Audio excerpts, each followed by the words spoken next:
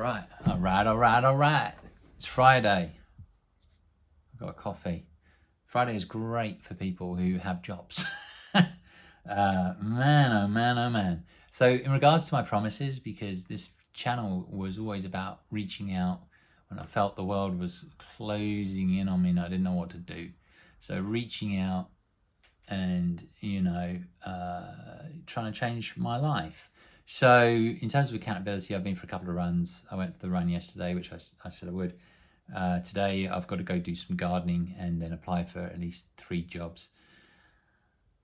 Although I may spend a little bit more time, I may tweak that a little bit and spend a little bit more time just finishing up my LinkedIn profile, which I've been, a little bit, I'm not going to lie, my ego gets in the way because everybody I'm connected to in LinkedIn is doing extremely well. I mean, that's generalization, but they're all just like people who I worked with in advertising who just, they're go-getters and like they just carried on, whereas I took a sharp turn into content creation and trying to do something that I wanted to do. Again, I will say it's one of the best things I've ever done in my life.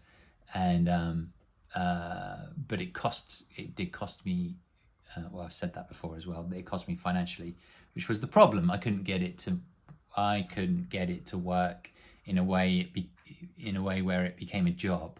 Like that would be cool if it was like a job, where I was making money and taking home a salary or something, whereby it wasn't just like my expenses are covered, but like there's also the money that comes home to pay for rent and all that, and food and what have you. So I don't know where this channel is going to go. I've no idea. I do want to say thank you to everybody for the responses, the comments, the engagement, the likes, the donations have been just have really, you don't understand how much that has really helped me out and given me a little bit of breathing space, or is giving me a little bit of breathing space. What I would love to do is pay my dad back. Well, I can't pay him back, but like I need to pay him some rent, right? Like I need to pay him some rent and try and hold my head high a little bit. And he was the one who actually always had encouraging words for me in regards to YouTube. He was like one of the few people who was like, do it, yeah, like go for it.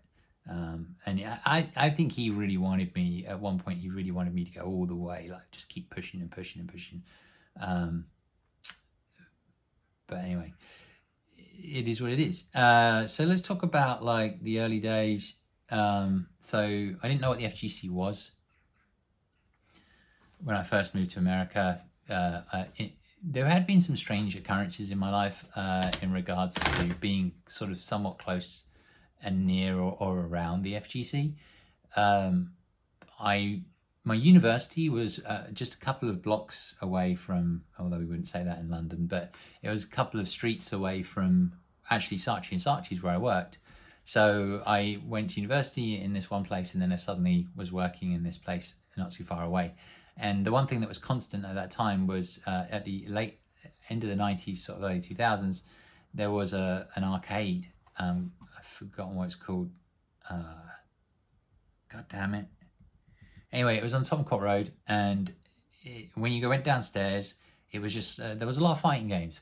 I didn't really think much of that other than like, it was like, I thought it was fantastic to go down there and play these games.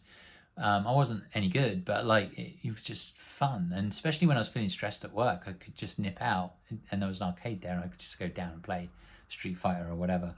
And occasionally you'd bump into somebody who was like, looked pretty decent, but I still didn't think much of it. At that time, my head was very much like, well, these are just games and fun, and yeah, they're competitive. There was no online scene, obviously.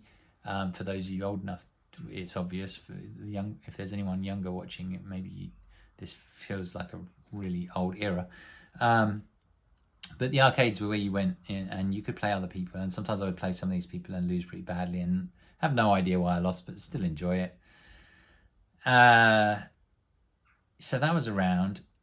And then funnily enough, when I moved to New York, one of the first things I did in the first few weeks that I was there, I think the first weekend, was I went for a walk in Manhattan. I was trying to just hit some of the touristy areas, and one of the places I wanted to go was Chinatown, and of course I came across Chinatown Fair.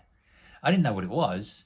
I walked in, it was fairly quiet when I went there, and so I don't actually know what day it was, and I'm not sure when it was busy, but it was fairly quiet when I went there, but there was a bunch of fighting games, which was really cool, but it wasn't near me. Like, you know, I wasn't walking distance from my office or anything like that. I didn't exactly know where I was. I was kind of lost, you know. But yeah, it's funny. I think where I discovered the FGC was probably on the internet somehow. Whether it be somehow, I think probably it was likely I probably found some videos on YouTube, maybe Daigo's Evo moment, or maybe something else. But I started to dig into it more. I found like forums, and then there was SRK and event hubs, things like that. And yeah, I just started to buy the DVDs. They had like, was it DVDs? Not DVDs, like CDs, I think it was. You could send off for, and they come through the mail, and it would show you all these fights. People like Takedo, but it wouldn't show you the players' faces. It was just like the fights, so you just have the names and stuff. But I think one of mine had like Takedo playing Street Fighter 2, Super Street Fighter 2 Turbo, and I think he was using Claw or Vega, if I remember correctly. Anyway, yeah, I got those videos, but I still didn't really know what was going on when I watched them, you know. But it was still fun to me. It was like, oh wow, there's a competitive environment. And then I might have come across the video, which was from Japan all those many years ago with Alex Valle and Daigo. And then later on, when they did actually start streaming, I think I saw the 2009 tournament with Daigo, and it was either streaming or videos, but I saw that 2009 tournament, and it was like the Super Bowl to me, you know, like watching it, it was just, I was like, oh my God, this is amazing. And I remember specifically that first Street Fighter 4 tournament, I bought the game and I was really interested in it, and watching Daigo and Justin Wong go at it in the final was, you know, that's just so memorable for me, just amazing.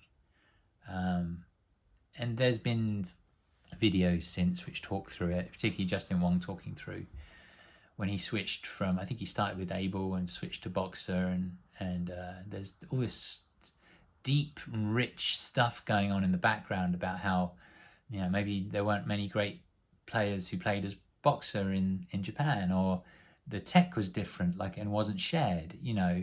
That was one big thing, you know, like a lot of tech these days, like it will be out there in a microsecond across the internet, across the whole world, being shared by these people who are quite brilliant at doing that sort of stuff, combos and what have you. But back then it was like the Japanese know stuff, the Americans know stuff, and then at some point they'd come together, and it was really, I think, if I remember correctly, the Japanese kind of were incredibly dominant, and then there was a catch-up phase, you know, and then I think Punk came on the scene and was really you know, well, everybody knows about Punk, right? And we'll talk about that actually. My first interview with Punk was really exciting for me. It was anyway, and in many ways for him, I think, because he was just starting out, and that he shaped some of my questions going forwards, as did Knuckle Do, as did a lot of people. They made an impression on my interviews. Anyway, the way that my channel started out was just, I'm not really sure, but I think over the years I'd had this pent up desire to create something, put something out there. And I don't know, for YouTube, I was watching YouTube and I was pretty addicted to YouTube, and I'd watch all these people, these creating things, and you know, the old school YouTube days, and I just thought, oh, why don't I give that a go myself? And I was still working in advertising, but I would do it at the weekends, and it was mainly sort of unboxings and reviews, and you know, unboxings were kind of a new thing, because I remember, like, I think the first proper unboxing video was a guy who practically had an orgasm when he was unboxing a MacBook, and I remember, but it was also because Apple made the process of unboxing something a really amazing feeling, right? And so unboxing videos at the time, a lot of people didn't really understand what they were. Nowadays, you have whole channels that I think one's called Unboxing Therapy or something, right? Which is, you know, so it became this thing. So I do like reviews or unboxings or whatever, and I got really into buying stuff because that's what I had. Money, not a lot of time, but I could buy stuff. So I would buy fight sticks, and then I started collecting fight sticks and became one of the first people to collect fight sticks and make videos about it. There were like limited edition fight sticks, which was one of the brilliant things that Markman did with Mad Catz. And they made their boxes, well, at least initially they made their boxes. The first TE sticks were really cool. They had like doors that opened and a sort of window and all this stuff. All of that has evolved, of course. And then I went to my first Evo in 2011. I actually met Gutex there when they were doing, was it Cross Counter? Was that the name? Like probably the most epic piece of content in those days for video games. And I also filmed some off. In 2012, I'm just looking at my channel. 2012, I would film matches off stream, and I would immediately upload them using my phone. I think it was my phone. Honestly, it's so fuzzy, my memory. But I would immediately upload them and to my YouTube channel, and so people could see fights off stream, because they would just get told, you know, like, or they would find out, you know, so infiltration's been knocked out or whatever, right? And yeah, so I was just like doing what I'm doing now, really, with my sort of, I don't want to call this a comeback. I want to call it like a process, you know, coming back onto here and doing stuff and talking to you guys. But back then, I was sort of throwing stuff at the wall and seeing what stuck. And then, you know, I started my interviews. And the first two people I interviewed were Dominion and Gutex. I interviewed them in New York. And there were some very specific reasons why I did that. And that is going to be my next video. I may make longer videos or more videos or something over the weekend so that I can get more of this across. Tell me if this video is interesting or not interesting. If it's not interesting, then I'm probably going to have to pivot into something else. But like, it's just me talking about stuff. And I can certainly talk about stuff with the FGC. And if you've got questions, let me know. Please engage with this video. It really helps. And I will see you in the next one. I've got to go and do some gardening now, and I've got to apply for jobs. So, you know, things are going as planned. There has been some relapses here and there in terms of procrastination, for sure. And my sleep schedule is really messed up. So anybody who's got like advice on fixing a messed up sleep schedule, or thought, or just how you think about sleep, and or going to sleep or whatever, like, you know, throw something in the comments for me, or direct me to a really useful video or something. Anyway, guys, as always, peace out.